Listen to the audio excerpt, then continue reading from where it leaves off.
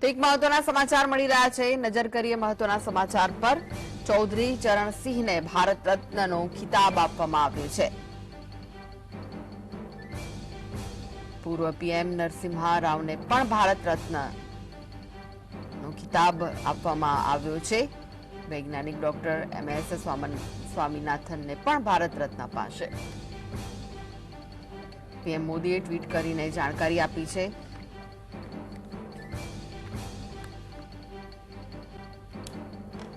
ચૌધરી ચરણસિંહને ભારત રત્ન ખિતાબ આપ્યો છે।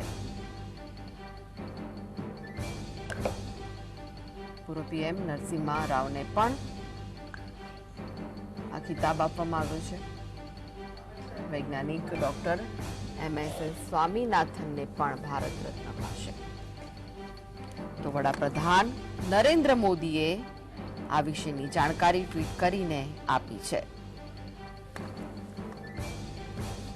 તો વધુ 3 લોકોને ભારત રત્ન ખિતાબથી નવાજવામાં આવ્યા છે। પૂર્વ પીએમ નરસિમ્હા રાવ, ચૌધરી ચરણસિંહ અને વૈજ્ઞાનિક ડોક્ટર MS સ્વામીનાથનને ભારત રત્ન એનાયત થશે।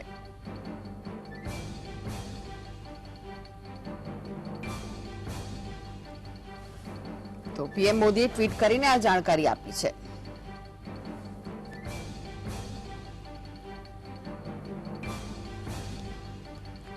તો આ વિશે વધુ માહિતી માટે સ્ટુડિયોથી જોડાઈ ગયા છે સહયોગી કામેશ ચોકસી। કામેશ, વધુ 3 લોકોનું નામ ભારત રત્ન ખિતાબ માટે પસંદ કરવામાં આવ્યું છે ને તેમને નામ જાહેર કરવામાં આવ્યું છે। વડાપ્રધાને ટ્વીટ કરીને માહિતી આપી છે। બિલકુલ કૃષ્ણા, ચોક્કસથી જણાવી દઉં કે દેશ માટે વધુ એક સારા સમાચાર આવ્યા છે ને તેને લઈને જો વાત કરવામાં આવે તો એક નહીં, બે નહીં, પરંતુ 3 નામને જાહેરાત કરવામાં આવી છે।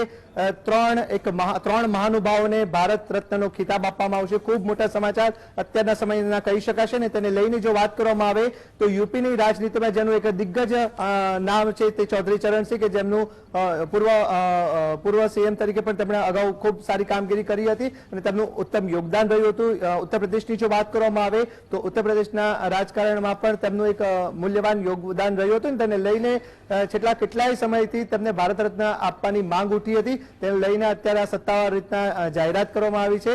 પીએમ મોદી દ્વારા પણ જાણકારી આપવામાં આવી છે કે ચૌધરી ચરણસિંહને ભારત રત્ન આપવામાં આવશે।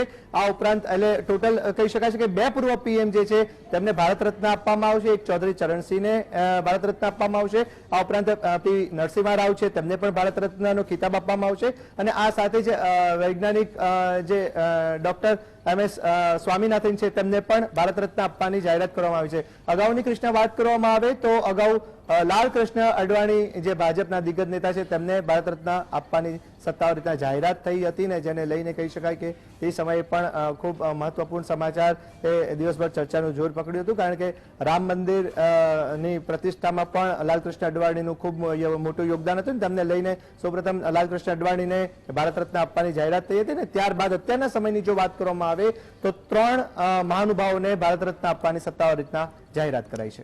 જી આભાર કામેશ સમગ્ર માહિતી આપવા માટે।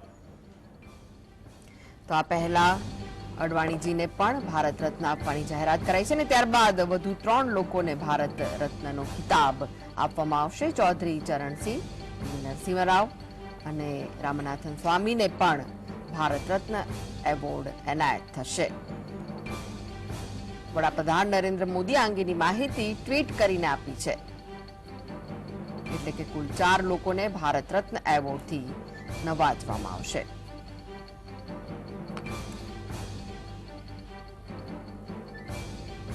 તો અડવાણીજીને પણ તેમના યોગદાન બદલ આ એવોર્ડ આપવામાં આવશે તેવી જાહેરાત વડાપ્રધાને ટ્વીટ કરીને આપી હતી અને ફરી એકવાર હવે 3 લોકોને ભારત રત્નથી નવાજવાશે।